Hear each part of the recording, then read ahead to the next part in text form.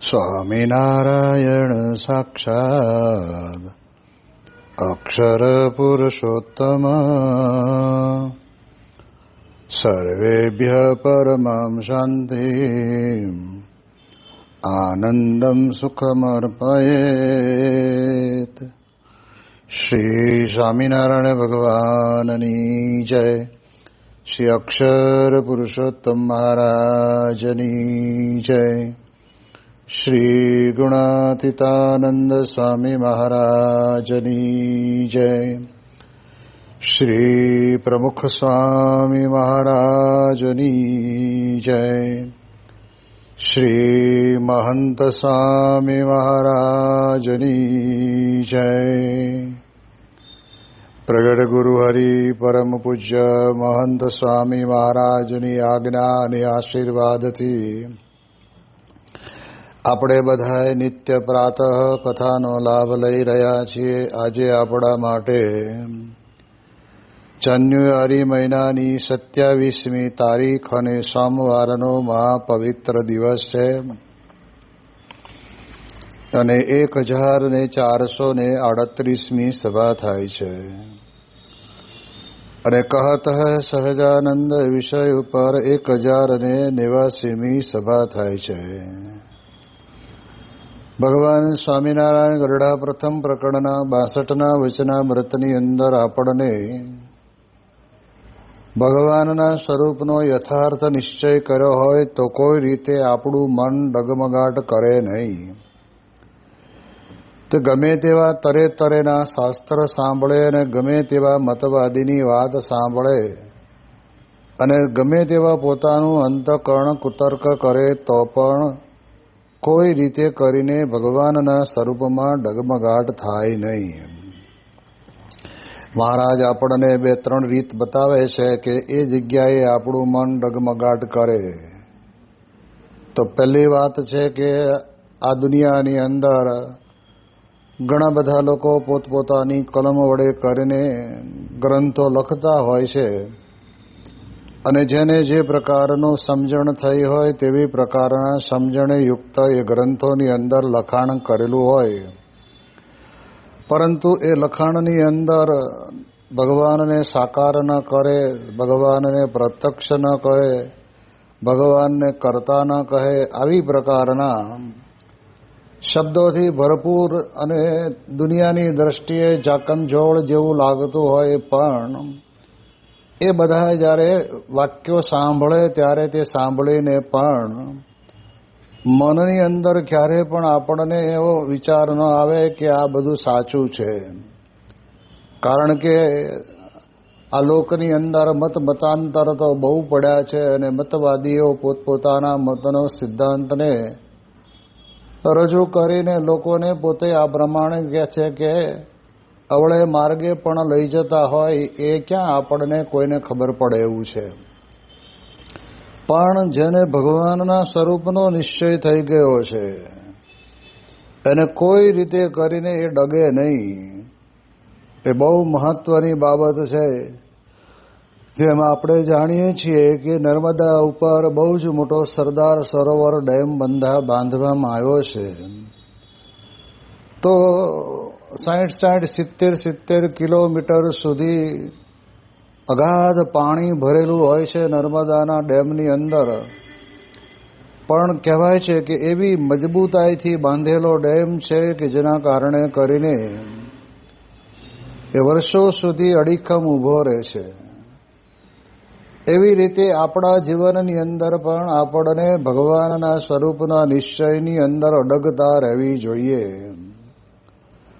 વાતની અંદર સમજ્યા વગર આપણે ઘણી વખત ભગવાનના સ્વરૂપને વિશે તર્ક વિતર્ક પણ આપણને થતા હોય છે.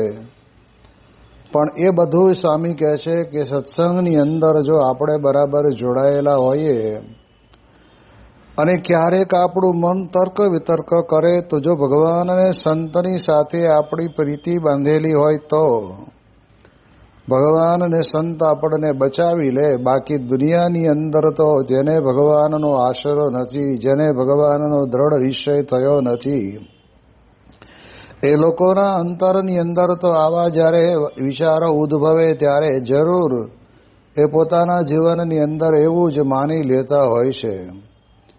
એટલા માટે સ્વામી કહે છે કે આપણે સમાજની અંદર રહીએ છીએ અને લોકોની ભેળા રહીએ છીએ, અલગ અલગ સંપ્રદાયની અંદર રહેનારા લોકોની વચ્ચે રહીએ છીએ, ત્યારે ઘણી બધી પ્રકારની આવી વાતો એ તરે તરેની આપણને સાંભળવા મળે પણ ખરી. જેમ આપણે જાણીએ છીએ કે બિલિયાની અંદર આપણા જ સત્સંગી બંધુ પ્રહલાદભાઈ પટેલ અને એમના 2 દીકરા ભગવાન સ્વામિનારાયણ દ્વિશતાબ્દી મહોત્સવની અંદર સેવામાં આવેલા હતા અને 2 દિવસ માટે રજા લઈને ઘરે ગયેલા. અને તે વખતના સમયની અંદર આપણે જાણીએ એ પ્રમાણે અનામત આંદોલનની બહુ જ મોટી ધમાલ ચાલતી હતી. અને પ્રહલાદભાઈ અને એમના 2 દીકરા બંને ઘરની અંદરથી બંધ કરીને સૂતેલા હતા. પરંતુ કહે છે કે બંદૂકના કંધા લઈને આવીને પરાણે દરવાજો તોડી અંદર પ્રવેશ કરી અને 2 છોકરાઓ બાથરૂમની અંદર પુરાયા અને ત્યાં ગોળીબાર દ્વારા 2 છોકરાઓ ધામમાં ગયા. આ બાજુ પ્રહલાદભાઈને પણ તે વખતે એ જે ગોળી વાગીને એ આંખમાંથી નીકળીને ઓલી બાજુના ભાગની અંદર ગાલમાં થઈને બહાર નીકળી, પણ એમને પણ ઢળીને ત્યાં આગળ કહેવાય છે કે સિવિલ હોસ્પિટલમાં દાખલ કરેલા, ત્યાંથી એમને અમદાવાદ લાવવામાં આવેલા. હવે જ્યારે આવો દેશકાળ આવીને ઉભો રહે ત્યારે તો ગમે તે વ્યક્તિને, અને તે વખતે જ્યારે એમને રસડીને જ્યાં લઈ આવ્યા ત્યારે એના ખીચાની અંદરથી પોકેટ કેલેન્ડર બહાર પડેલું, જેની અંદર ભગવાન સ્વામિનારાયણ અને પ્રમુખ સ્વામી મહારાજની ચિત્ર પ્રતિમા હતી. અને ત્યારે તે વખતે કેટલાક પત્રકારોએ ત્યાં આવીને પૂછ્યું કે આ શું છે. ત્યારે તે વખતે પ્રહલાદભાઈએ કહ્યું કે આ અમારા ઈષ્ટદેવ ભગવાન સ્વામિનારાયણ છે અને આ અમારા ગુરુ મહાપ્રમુખ સ્વામી મહારાજ છે. કે તમે ભગવાનમાં માનો છો? તો કે આ માનીએ છીએ રે, અને અમારા ગુરુમાં પણ ભગવાન અખંડ રહ્યા છે, તો તમારી રક્ષા કેમ ન કરી? આ પ્રકારે જ્યારે તે વખતના સમયની અંદર વાત કરે છે ત્યારે પ્રહલાદભાઈના અંતરની અંદર દ્વિધા ઊભી ના થઈ. મળે કે વાત એ સાચી છે. આપણે આવી રીતે સત્સંગની અંદર આ શતાબ્દી નિમિત્તે કેટલી બધી સેવાઓ નાની મોટી કરી, પ્રભાત ફેરી ને જોડી ઉતરાણ ને પછી આ પ્રમાણે પારાયણ કેટલું બધું કર્યું, તો આપણને જ કેમ આવું દુઃખ આવ્યું? અને આપણે તો સેવામાં ગયેલા હતા અને આપણો કોઈ વાંક નહોતો, અને છતાં પણ આવી રીતે આ પ્રમાણે બન્યું એવો વિચાર એમને આવ્યો નહીં.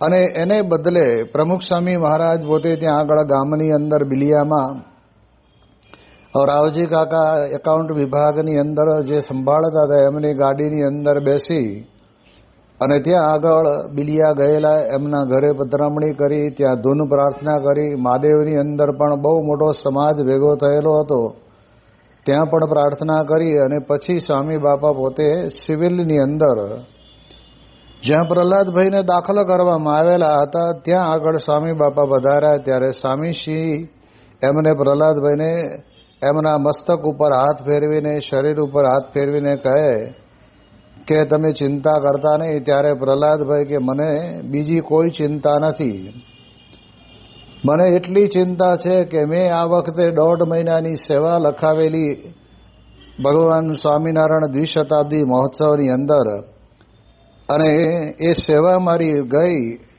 ત્યારે પ્રમુખ સ્વામી મહારાજે કહ્યું કે તમારી સેવા તમે જે પહેલાં કરી એ, અને એમાં બધી જ તમારી સેવા આવી ગઈ, તમે એનું કોઈ ટેન્શન લેતા નહીં, અને તમને પણ ભગવાન આ સેવાથી રાજી થઈને જલ્દી સારું કરી દેશે. તો જો આવા સમયની અંદર પણ કોમી કહે છે કે લોકો કહેનારા મળતા હતા કે લ્યો તમે બહુ મોટે ઉપાડે ભગવાનનું ભજન કરતા હતા. અને બિલિયા ગામ તો આખું ગામ મોટું, 300 ઘર જેટલા સ્વામિનારાયણના સત્સંગીના, 300 ઘર જેટલા મહાદેવના સત્સંગીના, 300 ઘર જેટલા ત્યાં આગળ રામચંદ્ર ભગવાનના ઉપાસકના, અને એની અંદર 4-5 ઘર જ, અને એમાંય પ્રહલાદભાઈ પોતે આવા નિષ્ઠાવાળા હરિભક્ત હતા એટલે એમને ઘણી બધી પ્રકારના શબ્દો માર્યા, પણ પ્રહલાદભાઈ એ શબ્દને ગણકાર્યા નહીં. નહીતર જ્યારે વિપરીત દેશકાળ આવે ને ત્યારે તે વખતના સમયની અંદર આપણને વિપરીત વિચાર થઈ જ આવે. કોઈ કહે ને એટલે કે ના, વાત સાચી છે, આપણે ઘરે ના આવ્યા હોત તો પણ સારું હતું, અને સેવામાં રહ્યા હોત તો ત્યાં સેવા પણ થાત. એવી કંઈક પ્રકારની તર્ક વિતર્કની વાતો જ્યારે લોકો કરે ત્યારે આપણને મનમાં થઈ આવે. પણ ખરેખર નિષ્ઠાવાળા હરિભક્ત જેને કહેવાય ભગવાનના સ્વરૂપનો નિશ્ચય, એ 300ની સામે 3-4 જણા BA PS નો સત્સંગ જાળવી રાખે, એ કેટલી મોટી જબરજસ્ત વાત કહેવાય. અને એની અંદર બધાની સાથે મળે, જે તે મંદિરનો ફાળો આવે તો એ બધી જગ્યાએ પણ સેવા કરવાની, પછી જોડી આવે તો પણ એની અંદર સેવા કરવાની. તો આવી રીતે નિશ્ચય એમના અંતરની અંદર દ્રઢ હતો, તો કોઈ પણ પ્રકારે એમને પ્રશ્ન થયો નહીં. વળી પાછું ગુણાતીતાનંદ સ્વામી દ્વિશતાબ્દી મહોત્સવ વખતે એમની તો એક આંખ ગયેલી ને એક આંખ હતી, તો એમણે પણ તે વખતે 2 મહિનાની સેવા નોંધાવેલી. અને એ પોતે ત્યાં આગળ આવેલા સેવાની અંદર 85ની સાલમાં અમે બધા મહેસાણા જિલ્લાના કાર્યકર્તાઓ, સ્વયંસેવકો બધા સભા વ્યવસ્થાની અંદર હતા, અને એના કારણે કરીને ત્યાં રહેતા હતા. એમાં એક વખત એવું બન્યું કે બપોરના સમયની અંદર 3-3:30 વાગ્યેના સુમારે મેઇન ગેટ ઉપર કંઈક કારણોસર આગ લાગી. એટલે કંતાન અને વાંસ વળી અને કાથી સિવાય બીજું કંઈ હતું નહીં. તો એ સળગવા માંડ્યું, અને સળગી ગયા પછી ત્યાં આગળ કહેવાય છે કે એ વખતના સમયની અંદર પાછું ફરીથી જેવું હતું એવું બનાવવા માટે સંતોને સ્વયંસેવકો ઉપર કામ કરતા હશે, અને ત્યાં ઉપરથી એ વળી હાથમાંથી છટકી ગઈ અને સીધી જ આવી નીચે, તો પ્રહલાદભાઈના બાજુમાં થઈને પડી. તો તે વખતે એમ થયું કે આ એક વખત તો આપણી ઘાત ગઈ, આ બીજી વખત પણ આવી. એવો વિચાર એમને ન આવ્યો. એમને વિચાર એવો આવ્યો કે ભગવાને અત્યારે પણ મારી રક્ષા કરી. જો આ પ્રકારે નિશ્ચય હોય ને તો થાય, નહીતર તો સ્વામી કહે છે ને કે વાત નહીં, સામાન્ય વાત હોય તો એની અંદર પણ નિશ્ચય મટી જાય. ગુણાતીતાનંદ સ્વામીના સમયની અંદર ગુણાતીતાનંદ સ્વામી જે ગામડે ગયેલા અને ત્યાં આગળ બધે સમાચાર આપેલા કે ભાઈ સત્સંગ સાંભળવો હોય, કરવો હોય તો તમે બધા આવજો. એટલે ગામની અંદર એક વ્યક્તિ પોતે હતા, એને એમ થયું કે લાવો ને આપણે આ મહાત્માજી આવ્યા છે તો કથા સાંભળવા જઈએ. એટલે પોતે જતા હતા, અને ત્યાં 4-5 જણા ઓટલે બેઠેલા, અને એને કહ્યું કે ભાઈ આટલો બધો ઉતાવળો ક્યાં જાય છે? અરે કે જુનાગઢના જોગી આવ્યા છે અને સરસ મજાનો સત્સંગનો લાભ આપવાના છે, એટલે લાભ લેવા જઉં છું. પણ કે તને ખબર તો છે ને કે સ્વામિનારાયણના સત્સંગ સાધુ છે? કે હા ખબર છે. તો જોજે, તને ધ્યાન રાખજે, સ્વામિનારાયણો બનાવી ન દે. આવું 4-5 જણા બેઠા હતા, એ લોકોએ આના કાનની અંદર શબ્દ નાખ્યા. ત્યારે જતા જતા એ વ્યક્તિએ એવું કીધું કે આપણે બનવું હોય તો બનીએ ને, પરાણે થોડું કોઈ બનાવે આપણને. અને ગુણાતીતાનંદ સ્વામીની વાતો એટલે તો અડતામાં અળગું કરે, લેશ ન રહે સંસાર, વચન લાગ્યા કોઈ વીરના. અંગ્રેજના લોઢા જેવી વાતો, અંતરની અંદર શાંતિ થઈ જાય. ત્રિવિધિ તાપથી તપેલો વ્યક્તિ પણ જો ગુણાતીતાનંદ સ્વામી જેવા સંતના સમાગમમાં આવે, દર્શન કરે ને તોય એને ટાઢું થઈ જાય. એટલે સ્વામીની આવી વાતો સાંભળીને એને ખબર પડી, સ્વામીએ પોતે મનુષ્ય દેહ કરીને શું કરવાનું છે એ બધી વાતની ત્યાં આગળ ચર્ચા કરી અને બહુ અદ્ભુત કથા કરી. એટલે એને ખબર પડી કે મળો વાત સાચી છે. આપણે માણસ છીએ અને આપણા ઘરની અંદર રહેલા ગાય, ભેંસ, બળદ બધા પશુ છે. તો પશુના પાડે કંઈ આપણે જીવન જીવવાનું હોતું નથી. આપણે તો મનુષ્ય તરીકેનું જીવન જીવવાનું, નાવું ધોવું, પવિત્રપણે ભગવાનની પૂજા પાઠ કરવા, વ્યસનનો ત્યાગ કરી દેવો, આ બધું કરવાનું હોય. એ કરતા નથી અને આપણે પશુના પાડે વર્તીએ છીએ. એટલે સ્વામીની વાતોથી એને પણ મનમાં થયું કે સ્વામીજી આજે મને પણ તમે વર્તમાન ધરાવો અને કંઠી ધારણ કરાવો. ભગવાનનો આશરો બહુ મહત્વની બાબત છે. આપણે ત્યાં કહેવાય છે ને કે જેને જેનો આશરો એને એની લાજ, રઘુવીર કે આશરે ક્યાં બગડેગા કાજ. તો ભગવાનનો આશરો કર્યો હોય તો ભગવાન આપણું બધું જ સંભાળી લેતા હોય છે. જેમ બાળકને પોતાના માતા પિતાનો આશરો છે તો બાળકને જે પ્રકારની નાની મોટી પ્રકૃતિ હોય તે પ્રકારે એને હાચવી લે અને ચાલતા શીખવાડે, ખાતા શીખવાડે, કપડાં પહેરતા શીખવાડે, બોલતા શીખવાડે, પછી ભણવા બેસાડે, ભણવા મૂકવા જાય, લેવા જાય. આ બધું જ મા બાપ પોતે પોતાના દીકરાનું કરે. પણ પાડોશની અંદર અડધો ડઝન છોકરા હોય અને એનું કોઈ કરવા જાય, એ તો એના મા બાપે જ કરવાનું હોય. તો અહીંયા આગળ આપણે જાણીએ એ પ્રમાણે કહેવાય છે કે એ બાળકની ચિંતા માતા પિતા કરે છે, એમ ભગવાન પણ ભક્તની ચિંતા કરતા હોય છે. પરંતુ કહે છે ને કે સોળીનું દુઃખ કાંટે મટાડે. આ બહુ મહત્વનું બાબત છે. ભગવાનના શરણે રહેલાને આપણને જો આશરો બરાબર દ્રઢ થયો હોય તો આ વાત આપણને બરાબર જીવની અંદર બેસી જવી જોઈએ. અને પ્રહલાદભાઈને તે વખતે થયું કે ભગવાને મારી રક્ષા કરી. હવે થોડું ઘણું વાગ્યું પણ હશે, પણ તે વખતના સમયની અંદર પણ એમને કોઈ દિવસ આવો વિચાર આવ્યો નહીં. એટલે એ દ્રષ્ટિથી આપણે આપણા અંતરની અંદર વિચાર કરવાનો. અને ત્યારે પણ કેટલાક લોકોએ કહ્યું પણ હશે કે કેમ ભાઈ ભગવાન તમારી પરીક્ષા કરવામાં પાછળ પડી ગયા છે. હકીકતની અંદર ભગવાનનો ભક્ત હોય ને એની પરીક્ષા થાય. જેમ આપણે જાણીએ છીએ કે પ્રહલાદજીને હિરણ્યકશિપુ કેટલી પરીક્ષા કરી. પર્વત ઉપરથી પછાડ્યા, સર્પના ભોરિંગ કૂવાની અંદર મૂક્યા, પછી જેને કહેવાય ને કે હાથીના ગંડસ્થળ, હાથીના પગ નીચે કચડવા મોકલ્યા, કેટલું બધું કર્યું. અંધારી કોટડીમાં પૂરી રાખ્યા. આ બધું કર્યું પણ છતાંય પ્રહલાદે નક્કી કર્યું કે ભલે જે એને કરવું હોય એ કરે, પણ મારા માટે તો મારા ઈષ્ટદેવ ભગવાન નારાયણ સિવાય બીજો કોઈ નથી. અને છેવટે જ્યારે હોલિકા દહનની અંદર હોલિકાની ખોળામાં બેસાડીને બાળવા માટે મૂક્યા તો પણ ભગવાન એની રક્ષા કરે છે. એટલે આવો નિશ્ચય થઈ જવો જોઈએ કે જે નિશ્ચય વડે કરીને ભગવાન સિવાય બીજું કોઈ નહીં. અને આપણે જાણીએ છીએ કે પ્રહલાદજી ને પૂછ્યું કે તારો ભગવાન ક્યાં છે કે ક્યાં નથી. જલે વિષ્ણુ, સ્થલે વિષ્ણુ, વિષ્ણુ પર્વત મસ્તકે સર્વત્ર છે. તો કે આ લોખંડના ધગધગતા થાંભલાને વિશે છે તો કે છે. એટલી દ્રઢતાપૂર્વક એણે કીધું. આપણે તો વળી વિચાર કરવો પડે કે ઉભા રહો, અહીંયા આટલો બધો અગ્નિથી લાલ ચોળ બનેલો થાંભલો છે ને એમાં થોડા ભગવાન હોય, એમાં તો ના જ હોય એવું મન તર્ક વિતર્ક કરે.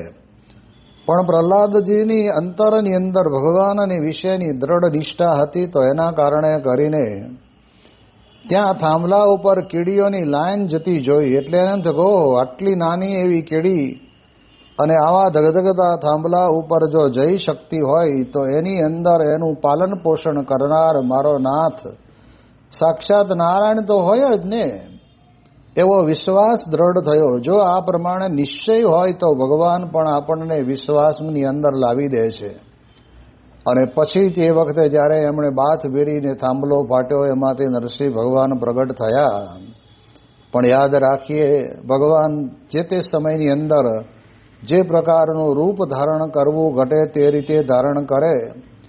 હિરણ્યકશિપુની સાથે ઘણી પ્રકારનું યુદ્ધ કર્યું અને યુદ્ધ કરીને વૈશાખ સુધી 14નો દિવસનો સાંજનો સમય સંધ્યા ઢળેલી હતી ને ત્યારે તે વખતે ઘરના ઉંબરા ઉપર બેસીને ખોળાની અંદર બેસાડીને કહ્યું કે બોલ હિરણ્યકશિપુ, અત્યારે રાત છે કે દિવસ? તો કે રાતે નથી ને દિવસે નથી. ઘરમાં છો કે બહાર? કે ઘરમાં નથી ને બહાર નથી, ઉંબરા ઉપર છું. આકાશમાં છો કે પૃથ્વી ઉપર? કે આકાશમાં નથી ને પૃથ્વી ઉપર નથી, તમારા ખોળામાં છું. કે શસ્ત્ર છે કે અસ્ત્ર છે? કે શસ્ત્ર નથી ને અસ્ત્ર નથી. એ લીલું છે કે સૂકું છે? લીલું નથી ને સૂકું નથી. અને એ પ્રકારે ભગવાને જ્યારે એના નાખૂન વડે કરીને આ પ્રમાણે જ્યારે એની છાતી ચીરે છે ત્યારે હિરણ્યકશિપુ મરતા મરતા બોલ્યો કે જ્યારે બ્રહ્માજીએ મને વરદાન લખી આપ્યું તે વખતે જો મને ખબર હોત ને તો આ કલમ લખાવી લેત કે આવા હિંસક પ્રાણીથી પણ હું મરું નહીં. જો યાદ રાખીએ આપણને ખબર પડે કે એ પ્રહલાદજી પોતે ભગવાનને વિશે અનન્ય નિષ્ઠાવાળા હતા. તો આવા સંજોગોની અંદર પણ એનું મન પણ ક્યારેય એને તર્ક વિતર્ક કરતું નહીં. કારણ એનું એ હતું, આપણે જાણીએ એ પ્રમાણે કે નાનપણની અંદર એટલે કહેતા કે માતાના ગર્ભની અંદર જ્યારે હતા ત્યારે તે વખતના સમયની અંદર નારદ મુનિ પાસેથી ભગવાનની આવી ભગવાનના સ્વરૂપની અદ્ભુત કથાઓ સાંભળેલી. કરતા હરતા ભગવાન છે, ભગવાન સિવાય સૂકું પાંદડું પણ કોઈથી હલાયું હલતું નથી, એવી અદ્ભુત નારદ મુનિની વાતો સાંભળીને ગર્ભની અંદર રહીને એમણે પોતે નક્કી કરેલું કે મારો જન્મ તો ભગવાન ભજવા માટે થયો છે અને હું ભજન તો એનું ભગવાનનું જ કરીશ, નહીં કે મારા પિતા હિરણ્યકશિપુ ગમે તેવો મને એ ધાક ધમકી આપશે, ડારો આપશે તો પણ હું બીવાનો નથી અને છોડવાનો પણ નથી. આ પ્રકારની જ્યારે એના અંતરની અંદર દ્રઢતા હતી તો એ સંતના સમાગમે કરીને એના જીવનની અંદર આ વાત આવી. પ્રહલાદભાઈ પણ જેટલા નાના મોટા સમયા ઉત્સવો થતા, એ સમયા ઉત્સવ પૂનમ થતી તો પૂનમની અંદર પણ અવશ્યપણે ત્યાં પોતે આવતા અને કથા વાર્તાની અંદર બેસતા અને સાંભળતા અને રહેતા. તો આવી રીતે આપણે જાણીએ એ પ્રમાણે કહેવાય છે કે એમને પણ જીવનની અંદર એટલી બધી દ્રઢતા થઈ ગયેલી હતી કે જે દ્રઢતાના કારણે કરીને આવા સંજોગોમાં પણ કહેવાય છે કે એમનો ત્યાં આગળ વિચાર બદલાણો નહીં અને જેને કહેવાય કે ભગવાનની જેવી મરજી એ પ્રમાણે બધું થતું હોય છે. એટલે એટલા માટે ભગવાનના ભક્તોના નિશ્ચયની અંદર ડગમગાટ ન થવો એ બહુ મહત્વની બાબત છે. પછી આપણે જાણીએ છીએ કે અંતઃકરણ કુતર્ક કરે. અંતઃકરણ એટલે ગઈકાલે પણ આપણે વાત કરી હતી કે મન, બુદ્ધિ, ચિત્ત ને અહંકાર. એ મન અને બુદ્ધિ બે જણા તો એવા છે ને કે ગમે ત્યારે ગમે ત્યાં ખાંચો કાઢીને ઊભા જ રહે અને એ કુતર્ક એવા કરે કે ભગવાનના સ્વરૂપને વિશે ભગવાનપણાનો ભાવ પણ આપણને રહેવા દે નહીં અને આપણે સામાન્ય રીતે નાસ્તિકના માર્ગે ચાલ્યા જઈએ એવું પણ ઘણી વખત બની જતું હોય છે. ત્યાં પાલનપુરની અંદર આપણા એક હરિભગત હતા અને એમને પોતાની 2 દીકરીઓ હતી. તો એમણે મને પૂછ્યું, મને કે સ્વામી હવે આ 2 દીકરીઓ માટે થઈને છોકરાઓ બધા જોયા પણ હવે કયા છોકરા સાથે લગ્ન કરવા એ નક્કી થતું નથી. તો મેં કહ્યું તમે બાપાને કાગળ લખો. પ્રમુખ સ્વામી મહારાજને પત્ર લખ્યો અને સ્વામી બાપાએ પત્રની અંદર જવાબ આપ્યો કે તમે જે છોકરાઓને જોયા છે એની અંદરથી તમને 2માંથી જે સારો લાગે એની સાથે તમારા દીકરાને લગ્ન કરજો, સગાઈ કરજો. આ પ્રમાણે બાપાનો પત્ર આવ્યો. ત્યારે એ ભાઈ મારી પાસે આવ્યા. મને કે બાપાએ તો આવું લખીને મોકલ્યો. મેં કીધું સાચું જ છે ને, એમાં ખોટું શું છે? કે એમને કહેવું જોઈએ ને નહીં કે આ જ દીકરા જોડે લગ્ન કરે. હવે સ્વામી બાપા પોતે સંસારની અંદર રહેનારા દીકરીના માતા પિતાને પણ એમની ઈચ્છા પ્રમાણે થાય એ બહુ મહત્વનું હોય છે એમ જાણતા હોય છે. એટલે તમારા પરિવારની અંદર તમારી દીકરીને સારો જમાઈ મળે એ માટે થઈને સ્વામીએ તમને આવું લખ્યું. તો પછી સ્વામી કહે છે કે એ પોતે ધીમે ધીમે સત્સંગની અંદરથી ખસી ગયા કે મેં આટલો બધો સત્સંગ કર્યો, મુંબઈની અંદર કર્યો અને ગામડે પારાયણ કરાવી, અમારા ઘરે સંતો રહ્યા, બધું કર્યું. પણ કહે છે કે આ પ્રમાણે આ મારો એક આ પ્રશ્ન હતો એનું નિરાકરણ બરાબર આપ્યું નહીં. એટલે મન, બુદ્ધિ તર્ક વિતર્ક કરે કે આનો જવાબ કેમ બરાબર ન આપ્યો, એવું મનની અંદર અને બુદ્ધિની અંદર થવા માંડે. એટલે એના કારણે કરીને સ્વામી કહે છે કે સત્સંગમાંથી ખસી જતા વાર લાગતી નથી. અને એટલા જ માટે થઈને જેને ભગવાનના સ્વરૂપનો નિશ્ચય યથાર્થ થઈ ગયો છે એને પછી ગમે તેવા બુદ્ધિની અંદર વિચારો આવે પણ કે મનને વિચાર આવે તો પણ મનને કે હે મન, જો તે ભૂંડાઘાટ સંકલ્પ કર્યા છે તો યોગીજી મહારાજ પોતે કહેતા ને કે તારા ભૂકા કાઢી નાખીશ. એમ કરીને મનની સાથે લડાઈ લે, બુદ્ધિ તર્ક કરે, કારણ કે બુદ્ધિનું કામ જ એ છે. અને એ તર્કની અંદર પણ સ્વામી કહે છે કે ક્યારેય પણ ભગવાનના સ્વરૂપને વિશે ડગમગાટ થાય નહીં. હવે મહારાજ આપણને આગળ કહે છે કે એવી જાતનો જેને ભગવાનના સ્વરૂપનો નિશ્ચય હોય તેને ભગવાનનો સંબંધ થયો કહેવાય. જો યાદ રાખીએ, મહારાજ આપણને એટલી સરસ મજાની વાત કરીને સમજાવે છે કે આ પ્રકારે કોઈ પણ પ્રકારનો ડગમગાટ થાય નહીં અને એક જ નિશ્ચય રહે. જેમ આપણે જાણીએ છીએ કે ગાંધીનગરની અંદર વોટર શો કરવાનો હતો અને તે વખતના સમયની અંદર બધું તૈયાર થઈ ગયું, પત્રિકાઓ છપાઈ ગઈ અને છપાઈ ગયા પછી પણ ઉનાળાનો સમય એવો હતો કે જેના કારણે કરીને ત્યાં પવન બહુ આવતો, એટલે પવનના કારણે કરીને પાણીનો બનાવેલો પડદો રહે નહીં, એ ઉડીને પ્રેક્ષકોની ઉપર આવતું. એટલે સંતોએ કહ્યું કે બાપા પવન બંધ રહે તો કંઈક થાય. એટલે હજી તો અઠવાડિયું છે ને, રોજ જોઈએ, આપણે જોઈએ એમ કરતાં કરતાં કરતાં છેલ્લો દાડો આવ્યો ને ત્યારે સંતો કહ્યું કે બાપા આપણે તારીખ બદલી નાખીએ. સ્વામી કે ભલા આદમી તારીખ શું કરે બદલવી, જે આપણે છાપી છે એ બરાબર જ છે, પણ કે બાપા પવન બંધ નથી રહેતો. ત્યારે સ્વામી બાપા કે ભગવાનમાં વિશ્વાસ રાખો ને, ભગવાન બધું કરશે. જો એમને તે વખતે બુદ્ધિનો તર્ક આડો ન આવ્યો, પ્રમુખ સ્વામી મહારાજ કે વિશ્વાસ રાખો બધું સારું થશે. અને પછી સંતોએ ઈશ્વરચરણ સ્વામીને પૂછ્યું કે સ્વામી શું કરવું, આપણે તારીખ બદલવી કે નહીં? ત્યારે ઈશ્વરચરણ સ્વામી કે બાપા શું કહે છે? અને ત્યારે સંતો કે બાપા તો કહે છે કે આપણે આ જ તારીખ રાખવાની છે અને પવન બંધ થઈ જશે. હવે પવનને બંધ કરવો એટલે કંઈ આપણે પંખો ચાલુ કર્યો હોય અને એ પવન આપણે જોતો ન હોય તો એ પંખાને બંધ કરી દઈએ તો પવન બંધ થાય.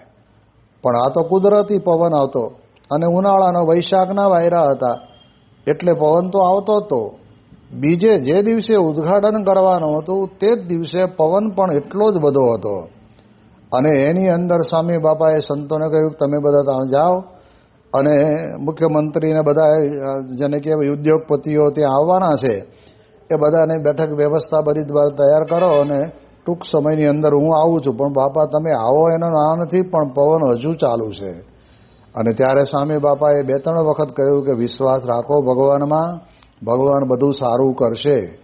જો આવા સંતને, પરમ એકાંતિક સત્પુરુષને પોતાના અંતરની અંદર ભગવાનનો દ્રઢ નિશ્ચય છે અને એ દ્રઢ નિશ્ચય કરીને જ પોતે બોલતા હોય છે. કંઈ એવું નથી કે ઐશ્વર્ય હોય એટલે બોલી જવાય, પણ દ્રઢ નિશ્ચય. અને એના કારણે કરીને તે વખતે આપણે જાણીએ જેવા પ્રમુખ સ્વામી મહારાજ ત્યાં આગળ પધાર્યા અને આમ જેને કહેવાય ને કે બધા એને અનુભવ થાય એવી રીતે ત્યાં એકદમ શાંતિથી પવન બંધ થઈ ગયો અને એટલો સરસ મજાનો ત્યાં આગળ વોટર શોનો પ્રથમ શો થયો અને આવનારા બધાએ પોતપોતાના જીવનની અંદર રાજી થયા. અને આ આખો જેને કહેવાય ને કે તે વોટર શોની અંદર જે આખ્યાન હતું એ આખ્યાન જોઈને પણ બધાને પ્રેરણા મળી. તો સંતોએ કહ્યું કે બાપા ખરેખર આપે જ આ પવન બંધ રખાયો સ્વામી, કે આપણે ક્યાં કરીએ છીએ કંઈ? આ તો ભગવાનને આપણે પ્રાર્થના કરીને ભગવાન આપણું બધું સંભાળે છે, તો પણ વિશ્વાસ હોવો જોઈએ. તો આપણને ખ્યાલ આવે કે આવી રીતે જેને ગમે તેવા સંજોગો આવે તો પણ એની અંદર વિશ્વાસ ન તૂટે, ડગમગાટ ન થાય, એવો નિશ્ચય હોય તેને ભગવાનનો સંબંધ થયો કહેવાય. તો આપણને આ ગુણાતીત પુરુષો મળ્યા છે, એની અંદર અખંડ ભગવાન રહ્યા છે અને એવા વિશ્વાસથી જ કાર્ય કરે છે. પ્રમુખ સ્વામી મહારાજે જે કાર્યો કર્યા એની અંદર ભગવાન ઉપર વિશ્વાસ મૂકીને પોતાના અંતરની અંદર ભગવાનના નિશ્ચય રૂપે કરે, નિશ્ચય કરીને કરે છે. જેમ અક્ષરધામની અંદર સંતોએ કીધું કે બાપા એટલા બધા પથ્થરો પડ્યા છે કે આમના પથ્થરો સાથે આ જમીન કોઈકને આપી દેવામાં આવે કે લે હવે આ તું પૂરું કરજે તો એને એટેક આવી જાય, એટલા બધા પથ્થરો પડ્યા છે. ત્યારે પ્રમુખ સ્વામી મહારાજ એને મર્મ સમજાવતા કહે છે કે તમને બધાને બહાર પડેલા પથ્થર દેખાય છે, પણ આ અક્ષરધામના સર્જનની અંદર મેં તો મારી છાતી ઉપર કાંકરી જેટલું પણ વજન રાખ્યું નથી. બધું જ મહારાજ સ્વામી શાસ્ત્રી મહારાજને યોગી મહારાજ કરે છે. આ છે ને નિશ્ચયની અંદર બહુ મહત્વનો મુદ્દો છે. બાકી આપણે બધા ભગવાન ભગવાન કહીએ અને આપણું હરખું હાલે ત્યારે બરાબર, અને જ્યારે તકલીફ પડે ને ત્યારે કે ભગવાને આ બહુ મોટી ભૂલ કરી, અમને શા માટે દુઃખી કર્યા? બાજુવાળો કેટલું પાપ કરે છે તો એને દુઃખી કેમ નથી કરતા, એવું આપણા મનની અંદર આપણને થઈ આવે. પણ સ્વામી કે એનું એક કર્યું ભોગવશે. આપણે તો ભગવાનને આશરે છીએ, એટલે ભગવાન જ આપણો કરતા હરતા છે. એટલે આવી રીતે જે નિશ્ચય થયો એને ભગવાનનો સંબંધ થયો કહેવાય.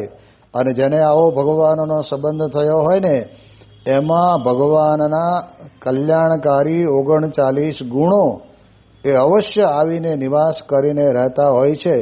એની વિશેષ વાતો આપણે આવતીકાલે કરીશું. શ્રી સ્વામિનારાયણ ભગવાનની જય.